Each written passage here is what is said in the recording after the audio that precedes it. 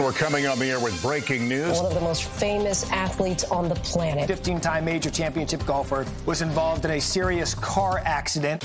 Hawthorne Boulevard and TV Drive North. The vehicle ran off the road. Ma'am, do we have an ETA for fire? We have a rollover with someone trapped. At around 7 a.m. local time, Tiger Woods rolled his SUV on a Los Angeles road, becoming trapped in the wreckage. Tiger Woods was trapped inside the vehicle, so our firefighters and our firefighter paramedics used the pry bar, they call it Halligan tool, and it acts to pry parts of the vehicle away from him.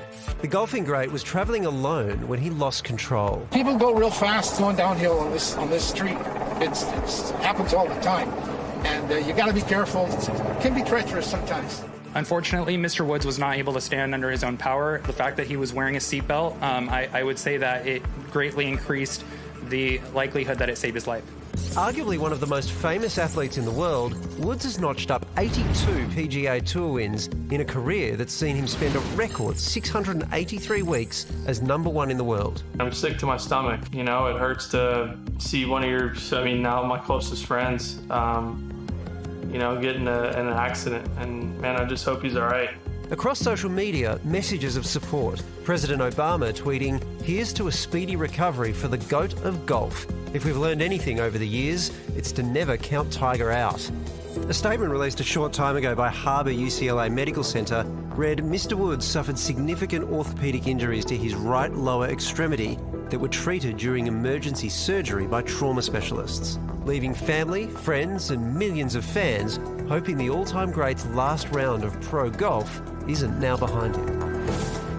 To bring us up to date with the very latest, we're crossing to CBS Radio, but also golfwrx.com contributor Michael Williams. Michael, we just heard an update on Tiger's condition there. We brought a little bit of it, but it's quite a lengthy statement. What more do we take from it? Well, what you take from it is that this was a very serious accident that could very easily have resulted in a fatality, which is what the officer who responded had said. All the crumple zones were done in, and had he not been wearing a safety belt, this would have been a fatality. Both bones, every bone basically in his right leg has been shattered. This is a very serious car accident, and he's had multiple surgeries today just to stabilize it. I would suspect that he's in for multiple surgeries before this recovery is done. Do we know anything more about the circumstances that led to the accident?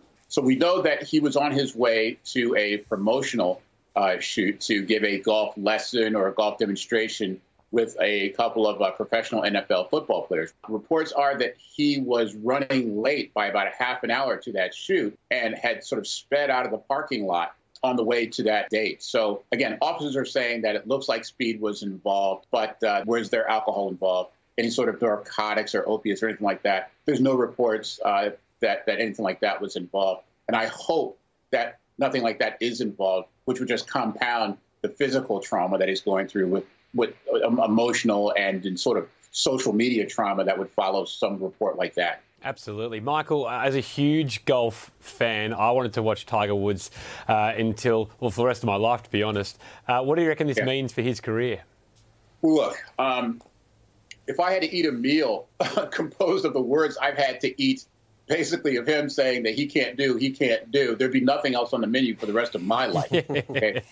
If anybody can do it, if anybody can stand the pain, can stand the rehab, can get through it, it's this guy. But this time, he's 45 years old, compounded with all the other trauma that he's had in his life and in his body.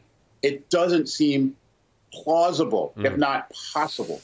But having said that, I would go $100 on offshore betting on him right now to win the Masters next year, because that's who he's been. Andy, just I'm interested in you as a golf fan. What would it mean if you never got to see him play golf again? Oh, look, devastating for people who aren't into golf. Tiger Woods did for golf what Michael Jordan did for basketball. He got so many people in the sport. He made it sexy again. Donald Trump did a good job to try to wipe the shine off all that. But, yeah, he's unbelievable, and I just love watching him. And obviously some people had problems with a little bit of his off-field behaviour, but when it comes down to the pure golf side of things, he's incredible, he's precise, and when it comes down to precision and step-up moments, he can do it every time. Yeah, I always say with a golf tournament, somebody's going to win every week. And it's with Tiger, it's not only that he won, it's how he won. Yeah. It's the fist pump. It's the enthusiasm, the excitement. Even in his bad boy moments when he spit, cussed, and fussed, that was Tiger. Nobody else did that and still had the sustained period of excellence that he had. And the only guy who I can think of who sort of has this sort of Greek hero type of life with ups and downs and epic fails and epic victories. And he also hit as a golfer, a person of color, and in this age of video and social media, it's never been easier or more lucrative to be a star than it is right now. So it's just sort of a perfect storm with that guy. And the ultimate tribute that you can see is, as you know, we cover politics here usually when we talk. For 3 hours today, every single cable news station with everything that's going on in the United States ran 3 solid hours of Tiger Woods nonstop. That's who that guy is. The clock stops and all eyes turn when the news is about Tiger Woods. He's a phenomenon.